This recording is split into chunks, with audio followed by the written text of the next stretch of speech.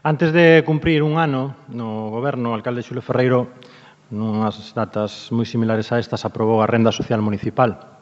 Esa renda social que agora vai permitir mesmo rescatar a quen o ingreso mínimo vital, unha boísima noticia, non vai poder rescatar de momento. E esas son as cousas polas que algúns e algunhas estamos aquí. No mesmo período, nos primeiros 12 meses, señor Laje, vostedes priorizaron claramente outras cuestións e aplicáronlle o gasto en propaganda máis ou menos, número arriba, número abaixo, o mesmo coeficiente de revisión que os seus salarios.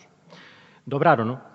Duplicar o gasto en propaganda xa era discutible antes do coronavirus, pero agora, sinceramente, cunha crise social e económica en riba, é unha indecencia. Isto sí é unha indecencia, señora Neira. Igual que entrar polo lateral do Concello para non atoparse coas persoas que querían entregar hoxe cartas á alcaldesa porque as súas necesidades sociais non están a ser atendidas. Nesta cidade non hai ningún plan de choque en marcha. Ningún. E o que hai é un acordo político para lanzar unha serie de convocatorias de axudas cuxas bases están en branco de momento. E iso é o que hai 80 días despois da declaración do estado de alarma. O resto, señor Laje, é propaganda. Propaganda sobre un plan inexistente que levan facendo semanas cos cartos dos coruñeses e as coruñesas. Isto que lle pregunto agora xa lle preguntei o mes pasado. Estas son as súas respostas, esta é a amabilidade. Canto gastou o Concello da Coruña en propaganda, en calquera medio ou soporte sobre o plan de contratación ás medidas de resposta á crise do coronavirus? Resposta. A información institucional organizarase segundo as partidas orzamentadas para tal fin este ano. Pregunta.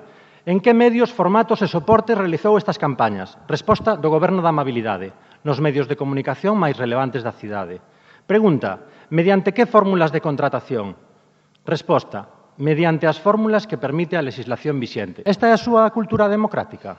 Esta é a súa idea da transparencia? Mire, señora Rei, un consello, cambien de rumbo, porque son o goberno máis minoritario en décadas, e tamén debo decirlle que hoxe nos deu un par de razóns para decirlle isto, canto máis autoritaria sexa a súa actitude, máis patente se fará a súa falta de autoridade.